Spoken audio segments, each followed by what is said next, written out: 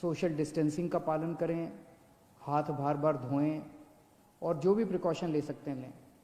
आपकी जान हम सब लोगों के लिए बहुत कीमती है। सभी बुजुर्गों से मेरी हाथ जोड़ के अपील है। ये जो 6,923 केस पॉजिटिव हुए हैं, इनमें केवल 1300 केस इस टाइम अस्पतालों के अंदर हैं। 1476 केस केवल अभी अस्पतालों के अंदर हैं।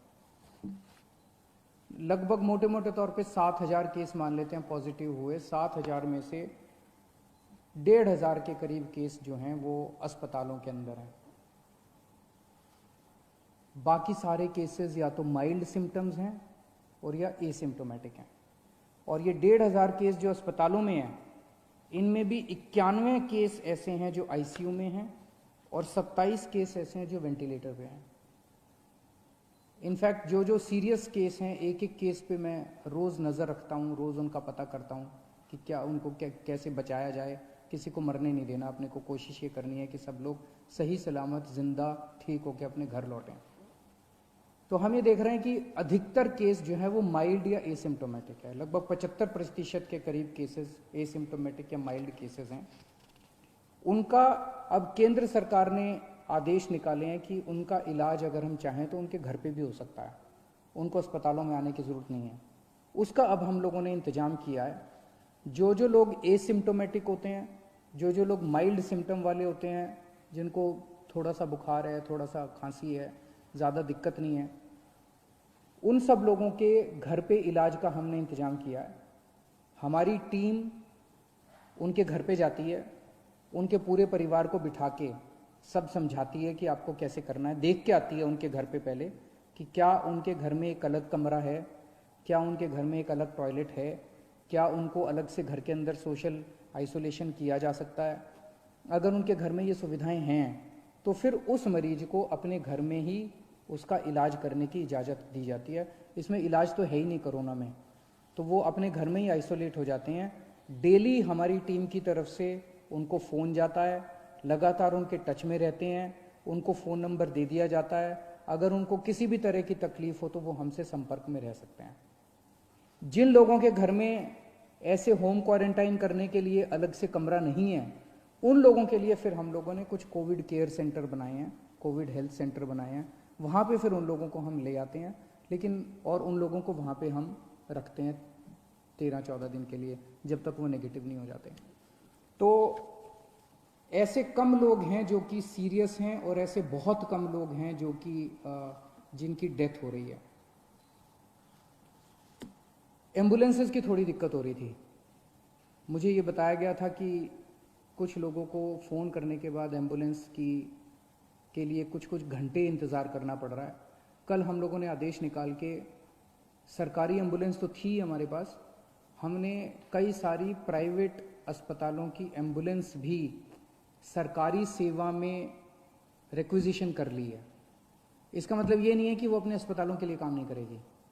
जो एम्बुलेंस प्राइवेट में थी और जो एम्बुलेंस प्राइवेट अस्पतालों की थी वो वहाँ काम करती रहेंगी, लेकिन अगर उनको फ़ोन जाता है और कोई ड्यूटी सरकारी दी जाती है तो उनको वो सरकारी ड्यूटी भी करनी पड़ेगी। ये आदेश निकाल दिए गए हैं। तो इससे मुझे उम्मीद है, अब कई एम्बुलेंस हो गई हैं, इससे मुझे उम्मीद है, कल काफ़ी सारी प्राइवेट एम्बुलेंसेस रिक्विजिशन की गई हैं दिल्ली के अंदर, इससे मुझे उम्मीद है कि एम्बुलेंस की दिक्कत अब ख़त्म हो जानी चाहिए। हमारे बहुत सारे ये जो कोविड की लड़ाई है, ये लड़ाई हमारे डॉक्टर्स लड़ रहे हैं, हमारे नर्सेज लड़ रहे हैं, पुलिस के लोग लड़ रहे हैं, सिविल डिफेंस वॉलंटियर्स लड़ रहे हैं, हमारे बहुत सारे टीचर्स हैं जो लगे हुए हैं, हमारे बहुत सारे आंगनवाड़ी वाले, आशा वर्कर्स हैं, बहुत सारे और बहुत सारे लोग हैं जो फ्रंट लाइन पे लड़ रहे हैं और वो अपनी एक तरह से मेहनत कर रहे हैं, जान जोखिम में डाल रहे हैं। हमारा फ़र्ज़ बनता है कि इनके लिए हम जो कुछ कर सकते हैं करें, और अभी तक कर भी रहे हैं हम लोग। दिल्ली सरकार उसके बारे में बहुत संवेदनशील है और समय समय पे जो भी हो सकता है हम करते हैं। कल हमने आदेश निकाला था कि हमारा Rajiv Gandhi super speciality hospital, जिसको कोविड हॉस्पिटल हमने डिक्लेयर किया है, उसके साथ हम लोगों ने 2-3 5 स्टार होटल्स अटैच कर दिए हैं। एक तरह से वो होटल्स भी अस्पताल का हिस्सा बन गए हैं, अस्पताल ने अपनी फैसिलिटीज़ उधर कर दी है। तो अगर कोई भी कोविड वॉरियर, कोई डॉक्टर, कोई नर्स, कोई टीचर, कोई सिविल डिफेंस वॉलंटियर, इस किस्म के हमारे लोग, अगर कोई भी कोविड वॉरियर बीमार पड़ता है, कोविड हो जाता है उसको, तो उसका इलाज करने के लिए हमने अच्छी व्यवस्था करने के लिए 5 स्टार होटल्स में उसकी व्यवस्था की है। बताइए क्या गलत किया? मुझे तो लगता है कि हमें करना चाहिए, उनके लिए जो कुछ भी कर सकते हैं करना चाहिए। वो रात दिन 24 घंटे हमारे लिए मेहनत कर रहे हैं, अपनी जान दांव पे लगा के कर रहे हैं। उनको कोविड हो सकता है, अगर उनको कोविड हो जाए तो उनको ठीक करने की जिम्मेदारी तो हमारी है ना, फिर पूरे समाज की है, पूरे देश की है। मुझे कल बहुत दुख हुआ जब हमने ऑर्डर पास किया तो विपक्ष के लोगों ने इस ऑर्डर का खूब मजाक उड़ाया, इसकी खूब क्रिटिसिज्म किया कि इन लोगों को स्पेशल सुविधाएं क्यों दी जा रही हैं। मैं आपसे पूछना चाहता हूं कि क्या हमारी कोविड से हमारी रक्षा करने वाले कोविड वॉरियर्स को स्पेशल सुविधाएं मिलनी चाहिए कि नहीं मिलनी चाहिए? बिल्कुल मिलनी चाहिए। क्या तकलीफ है अगर 1, 2, 3, 5, 10 करोड़ रुपए खर्च हो गए इन लोगों को बचाने के लिए? इसमें क्या गलत है? अगर हम 1 करोड़ रुपए कोविड से, अगर किसी भी कोरोना वॉरियर की डेथ होती है और अगर हम उसको 1 करोड़ रुपए दे दें, उसके परिवार को, उसको सम्मान राशि उसके परिवार को मरणोपरांत देते हैं, इसमें क्या दिक्कत है? अभी एक पुलिसमैन थे हमारे, अमित राणा जी, कुछ दिन पहले कोरोना की वजह से उनकी मौत हो गई। कोरोना से लड़ते लड़ते उनकी मौत हो गई। हमारी रक्षा कर रहे थे। उनके परिवार के लिए मैंने 1 करोड़ रुपए की सम्मान राशि का ऐलान किया। इसमें विपक्ष को क्यों तकलीफ है? मेरा सबसे यही निवेदन है कि ये टाइम राजनीति करने का नहीं है। ये टाइम सबको मिलके कोरोना से बचने के लिए हम क्या कर सकते हैं, देश के लिए क्या कर सकते हैं, समाज के लिए क्या कर सकते हैं, लोगों के लिए क्या कर सकते हैं, ये समय ये सोचने का है। मेरी सबसे निवेदन है कि राजनीतिक बयानबाजी ना करें, एक दूसरे की मदद करें, सरकारों की मदद करें, समाज की मदद करें और एक दूसरे का साथ दें। मैं देख रहा हूं कि अभी भी मैं सोशल मीडिया पे देखता हूं, इधर उधर देखता हूं कि प्रवासी मजदूर अभी भी सड़कों के ऊपर बड़ी तादाद के अंदर एक जगह से दूसरी जगह जाने की कोशिश कर रहे हैं।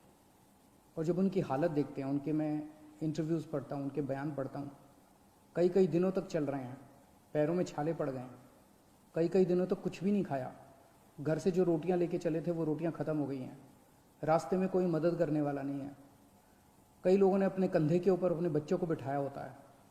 एक आदमी देखा जो अपनी बूढ़ी माँ को अपने गोद में लेके पता नहीं कितने किलोमीटर चल चुका था। बहुत तकलीफ होती है। ऐसे लगता है जैसे पूरा का पूरा सिस्टम फेल हो गया। ऐसे लगता है कि हम सारी सरकारें जैसे फेल हो गई हैं। मेरी सब लोगों से निवेदन है, दिल्ली के रहने वाले सब लोगों से निवेदन है कि आपको बिल्कुल चिंता करने की ज़रूरत नहीं है। जो लोग दिल्ली में दूसरे राज्यों के ऐसे हैं जो फंसे हुए हैं और जो जाना चाहते हैं, हम उनका इंतज़ाम कर रहे हैं।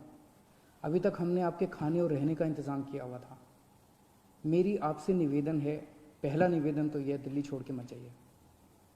बहुत जल्दी ये लॉकडाउन अंतहीन तो होगा नहीं, कभी ना कभी तो खुलेगा, जल्दी खुलेगा। सबको नौकरियां भी मिलेंगी, आपको भी नौकरी मिलेगी, सबको काम मिलेगा, सबको मजदूरी मिलेगी। लेकिन अगर कोई फंसे हुए हैं और जाना ही चाहते हैं, हम आपके लिए ट्रेन का इंतज़ाम कर रहे हैं। एक ट्रेन मध्य प्रदेश जा चुकी है, एक ट्रेन हमने बिहार भेजी, अभी और ट्रेन का इंतज़ाम कर रहे हैं। केंद्र सरकार से भी बात कर रहे हैं, दूसरे राज्यों की सरकारों से भी बात कर रहे हैं। थोड़े दिन इंतज़ाम कीजिए, लेकिन घर से ऐसे पैदल मत निकलिए, ये आपके लिए सुरक्षित नहीं है। कुछ लोगों की ट्रेन से कुचल के मौत हो गई, कुछ लोगों की सड़क हादसे में मौत हो गई। और इतने दिन पैदल चलना बिना खाए पिए, ये भी सही नहीं है। हम आपकी जिम्मेदारी लेते हैं, प्लीज़ आप इस तरह से मत निकलिए। हम आपके लिए इंतज़ाम कर रहे हैं, हम हैं आपका ख्याल रखने के लिए, विश्वास कीजिए। धन्यवाद।